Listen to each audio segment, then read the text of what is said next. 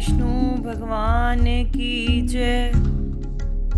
आज इस कथा के द्वारा हम भगवान श्री हरि विष्णु जी के 18वें अवतार भगवान परशुराम जी के बारे में ज्ञान अर्जित करेंगे।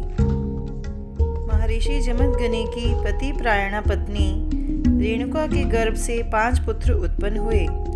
रूमणवान, सुषेण, वसु, विश्वास वसु और 5वें सबसे छोटे परशुराम। इनमें से परशुराम निखिल सृष्टि नायक श्री विष्णु के आवेश अवतार हैं। प्रकट होते ही ये पार्वती वल्लभ भगवान शंकर की आराधना करने के लिए कैलाश पर्वत पर चले गए। देवादिदेव महादेव ने संतुष्ट होकर इन्हें वर मांगने के लिए कहा। परशुराम जी बोले, प्रभु आप कृपा पूर्वक मुझे कभी कुंठित न होने वाला अमोघ अस्त्र प्रदान कीजिए। भगवान शंकर ने इन्हें अनेक अस्त्र शस्त्रों सहित दिव्य परशु प्रदान किया। वह दिव्य परशु भगवान शंकर के उसी महातेज से निर्मित हुआ था जिससे श्री विष्णु का सुदर्शन चक्र और देवराज इंद्र का वज्र बना था। अत्यंत तीक्ष्ण धार वाला अमोघ परशु धारण करने के कारण भगवान राम का परशु सहित नाम परशुराम पड़ा। परशुराम जी बाल्यकाल से ही अत्यंत वीर, पराक्रमी, अस्त्र शस्त्र विद्या के प्रेमी, त्यागी, तपस्वी एवं सुंदर थे। धनुर्वेद की विधिवत शिक्षा इन्होंने अपने पिता से ही प्राप्त की। ये रूरू नामक वृक्ष का चर्म धारण करते, कंधे पर धनुर्बाण एवं हाथ में दिव्य परशु लेकर चलते समय ये वीर रस के सजीव विग्रह प्रतीत होते थे। पिता के चरणों में इनकी अनन्य भक्ति थी। एक बार की बात है, संध्या का समय था। माता रेणुका अपने आश्रम से जल लेने यमुना तट पर गई। संयोगवश उसी समय गंधर्वराज चित्ररथ अप्सराओं सहित वहां आकर जल में क्रीड़ा करने लगा। माता रेणुका का भाव दूषित हो गया और यह बात महर्षि जमदग्नि को विदित हो गई। माता रेणुका जल लेकर लौटी तो क्रुद्ध होकर उन्होंने अपने पुत्रों से कहा, इस पापिनी का वध कर दो। किंतु वहां उपस्थित चारों पुत्र मातृस्नेहवश चुपचाप खड़े रहे। बेटा, तुम अपनी दुष्टा माता और इन चारों भाइयों का सिर उतार लो। परशुराम जी वन से लौटे ही थे कि उन्हें क्रुद्ध पिता ने आज्ञा दी। अपने पिता के तपोबल से परिचित परशुराम जी ने तुरंत परशु उठाया और माता सहित अपने चारों भाइयों का मस्तक काटकर पृथक कर दिया।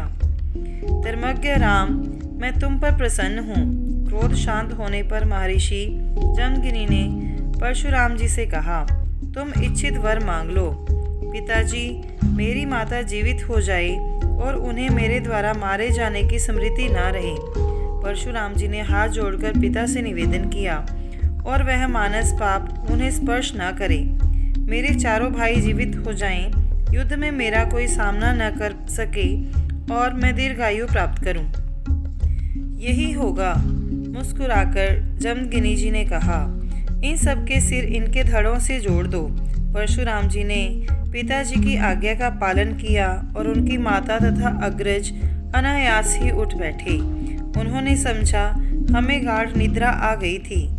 एक बार हैहय वंशी महाराज कृतवीर्य के परम पराक्रमी पुत्र महिष्मतीपुरी के नरेश वीरवर सहस्त्रार्जुन महर्षि जमदग्नि के आश्रम में उपस्थित हुए। महर्षि ने कामधेनु के द्वारा ससैन्य उनका अद्भुत स्वागत किया। शूर शिरोमणि सहस्त्रार्जुन ने महर्षि से कामधेनु दे देने के लिए कहा, पर महर्षि जमदग्नि ने कहा, राजन, यह कामधेनु तो मेरे समस्त धर्म कर्मों की जननी है। यज्ञ सामग्री, देवता, ऋषि, पितृ और अतिथियों का सत्कार ही नहीं, इसी गौ के द्वारा मेरे सारे अलौकिक तथा परलौकिक कर्म संपन्न होते हैं। मैं इसे देने का विचार भी कैसे कर सकता हूँ। शक्ति संपन्न नरेश सहस्त्रार्जुन ने बलपूर्वक गाय छीन ली और सेना सहित अपनी महिष्मतीपुरी के लिए चलते बने। स्वत्सा कामधेनु पीछे ऋषि की ओर देख देख कर रंभाती जा रही थी। दुष्ट क्षत्रिय उसे दंड प्रहार कर हाँकते ले जा रहे थे। परम वीतराग, क्षमा मूर्ति ब्राह्मण ऋषि के नेत्रों में आंसू भर आए, पर वे कुछ बोल ना सकी। चुपचाप श्री भगवान के ध्यान में बैठ गई। मैं अपने पिता का मलिन और उदास मुंह नहीं देख सकता। माँ, समिधा लिए वन से लौटकर मूर्तिमान तप और तेज परशुराम ने अपनी माता के मुख से गौ हरण का संवाद सुना तो क्रोध से कांप उठे। उन्होंने अपनी माता से कहा, माता, मैं उस कृतघ्न और दुष्ट नरेश को यथोचित दंड दे कामधेनु को लेकर लौटने पर ही पूज्य पिताजी के चरणों में प्रणाम निवेदन करूंगा। माता रेणुका कुछ बोल भी न सकी कि उग्रता की प्रचंड मूर्ति जामदग्नि अत्यंत शीघ्रता से अपना धनुष, अक्षय तुरीन और प्रचंड परशु ले सहस्त्रार्जुन के पीछे दौड़े। तपस्या से दीप्त गौरवर्ण, बिखरी काली जटाएं, कटी में रूरू मुरीक का चर्म, स्कंद पर धनुष, पृष्ठ देश पर अक्षय तुरीन, दाहिने हाथ में विद्युत तुल्य चमचमाता दिव्य अमोघ परशु, हृदय में क्रोध की ज्वाला लिए और लाल लाल नेत्रों से अंगार बरसाते वायु वेग से दौड़ते परशुराम जैसे महाकाल की प्रचंड मूर्ति सहस्त्रार्जुन को निगल जाने के लिए दौड़ रही हो।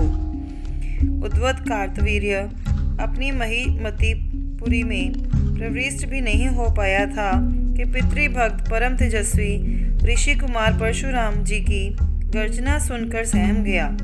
अपने पीछे प्रज्वलित अग्नि तुल्य परशुराम को युद्ध के लिए प्रस्तुत देखकर उसने अत्यंत उपेक्षा भाव से अपने सैनिकों से कहा, ब्राह्मण कामधेनु लेने आया है, इसे मार डालो। पर उसके आश्चर्य की सीमा न रही जब उसके लक्षाधिक सशस्त्र वीर सैनिक कुछ ही क्षणों में परशुराम के प्रचंड परशु की भेंट हो गए। कार्तवीर्य ने एक साथ 500 धनुषों से 500 तीक्ष्ण शरों की वर्षा परशुराम पर की, पर उनके एक ही धनुष के एक साथ छूटे हुए सहस्त्र शरों की वर्षा से कार्तवीर्य के शर बीच में ही नष्ट हो गई और उसके अंग प्रत्यंग से रक्त की धाराएं निकलने लगी। परम धीर सहस्त्रार्जुन घबरा गया। धनुर्बाण से सफलता की आशा ना देख वह परशुराम को पर्वत के नीचे दबाकर मार डालने के लिए पर्वत उखाड़ना ही चाहता था कि मूषक पर विडाल की भांति सहस्त्रार्जुन पर परशुराम चढ़ गए। उन्होंने उसकी सहस्त्र भुजाओं को काटकर पृथ्वी पर फेंक दिया और फिर उसका सिर धड़ से अलग करके वे क्रोध से प्रज्वलित विग्रह की भांति चतुर्दिक शत्रुओं की प्रतीक्षा करने लगे। सहस्त्रार्जुन के 10,000 पुत्र युद्ध भूमि से भाग गए थे। परशुराम जी ने एक और अत्यंत भीत और चकित कामधेनु को देखा तो जैसे महापाषाण द्रवित हो गया हो। परशुराम जी के नेत्रों से जल की 2 बूंदें लुढ़क पड़ी। उन्होंने गाय के गले में अपनी लंबी बाहें डाल दी तथा उसे सहलाकर प्यार पूर्वक ले चले। इसके पश्चात अपने पिता महर्षि जमदग्नि के आदेश अनुसार निस्पृह तपस्वी परशुराम जी अपने हृदय में भुवन मोहन परम प्रभु की मंगलमयी छवि का ध्यान एवं मुख से उनके सुमधुर नामों का धीरे धीरे कीर्तन करते हुए तीर्थ यात्रा के लिए निकल पड़े। परशुराम जी 1 वर्ष में पिता के बताए संपूर्ण तीर्थों का सविधि पर्यटन करके अपने आश्रम में लौटे। तब उन्होंने माता पिता के चरणों में अत्यंत भक्ति पूर्वक प्रणाम किया और उन्होंने भी अपने निष्पाप तपस्वी पुत्र को अत्यंत प्रसन्न होकर शुभ आशीर्वाद प्रदान किया। वे सहस्त्रार्जुन के कायर पुत्र परशुराम जी के सम्मुख तो नहीं ठहर सके, प्राण भय से भाग गए, किंतु वे अपने पिता के वध का बदला लेने के लिए सदा संचित रहते थे। एक बार जब उन्हें विदित हुआ कि अपने चारों भाइयों सहित राम वन में दूर चले गए हैं, तब वे नर राक्षस जमदग्नि के आश्रम पर पहुँचे और चोरी से ध्यानरत महर्षि का मस्तक उतार उसे अपने साथ ले आश्रम को नष्ट करते हुए भाग गए। हा राम, हा राम। माता का करुण क्रंदन सुनकर परशुराम भागते हुए आश्रम पर आए। उन्होंने सहस्त्रार्जुन के नीच पुत्रों के द्वारा अपने परम पूज्य पिता की हत्या देखी तो वे अपना अक्षय तुरीण सहित धनुष और तीक्ष्ण परशु लेकर दौड़े।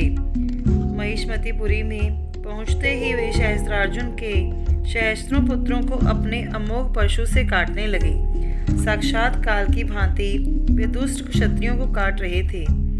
महिष्मती पुरी जैसे रक्त में डूब गई। सहस्रार्जुन के 5 पुत्र जयध्वज, शूरसेन, वृषभ, मधु और उर्जित किसी प्रकार लुक छिपकर प्राण बचाकर भाग जाने में समर्थ हुए, पर अत्युग्र परशुराम जी क्रूर कर्मी क्षत्रियों का वध करते ही रहे। वे नगर नगर और गांव गांव में जाकर पृथ्वी के भारभूत कुकर्मी और पातकी क्षत्रियों का संहार करने लगे। उन्होंने पृथ्वी को क्षत्रिय शून्य समझकर अपने पिता के सिर को धड़ से जोड़कर उनका विधिवत दाह संस्कार किया। महर्षि जमदग्नि को स्मृति रूप संकल्प में शरीर तथा सप्तऋषियों में 7वां स्थान मिला। भगवान परशुराम जी ने पृथ्वी को 21 बार क्षत्रियों से हीन कर दिया। वे क्षत्रियों को ढूंढ ढूंढ कर एकत्र करके और कुरुक्षेत्र में ले जाकर उनका वध कर डालते। इस प्रकार परशुराम जी ने क्षत्रियों के रक्त से 5 सरोवर भर दिए। वह स्थान समंत पंचक नाम से प्रसिद्ध है। उन सरोवरों के रक्त रूपी जल से भगवान परशुराम जी ने अपने पितरों का तर्पण किया। परशुराम जी के वृश्चिक आदि पितृगण प्रसन्न होकर उनके समीप आए और उन्हें इच्छित वर मांगने के लिए कहा। अपने पितरों के चरणों में प्रणाम कर तपस्वी परशुराम जी ने उनसे प्रार्थना की कि यदि आप सब हमारे पितर मुझ पर प्रसन्न हैं और मुझे अपना अनुग्रह पात्र समझते हैं, तो मैंने जो क्रोधवश क्षत्रिय वंश का विध्वंस किया है, इस कुकर्म के पाप से मैं मुक्त हो जाऊं और ये मेरे बनाए हुए सरोवर पृथ्वी में प्रसिद्ध तीर्थ हो जाएं। यही वर मैं आप लोगों से चाहता हूँ। यही होगा। पितरों ने परशुराम जी को वर देते हुए कहा, पर अब शेष क्षत्रिय वंश का संहार मत करना, उन्हें क्षमा कर देना। अपने पूज्य पितरों के आदेश से जमदग्नि शांत हो गई। उस समय संपूर्ण वसुंधरा परशुराम जी के अधीन थी। उनका विरोध करने का साहस किसी में नहीं था, किंतु उन्हें राज्य सुख एवं वैभव की कोई कामना नहीं थी। फलतः उन्होंने सारी पृथ्वी कश्यप जी को दान कर दी। श्री भगवान के आवेश अवतार परशुराम जी ने संपूर्ण पृथ्वी को तृण तुल्य समझकर दान कर दिया। तब महर्षि कश्यप ने उनसे कहा, तुम मेरी पृथ्वी छोड़ दो और अपने लिए समुद्र से स्थान मांग लो। परशुराम जी तुरंत वहां से महेंद्र पर्वत पर चले गए। उस समय महर्षि भारद्वाज के यशस्वी पुत्र द्रोण धनुर्वेद, दिव्यास्त्रों एवं नीति शास्त्र के ज्ञान के लिए भगवान परशुराम जी के पास महेंद्र पर्वत पर पहुँचे। मैं आंगिरस कुलोत्पन्न महर्षि भारद्वाज का आयोनिज पुत्र द्रोण हूँ। अपना परिचय देते हुए द्रोण ने परशुराम जी के चरणों में प्रणाम किया और कहा, मैं धन की इच्छा से आपके पास आया हूँ, आप मुझ पर दया करें।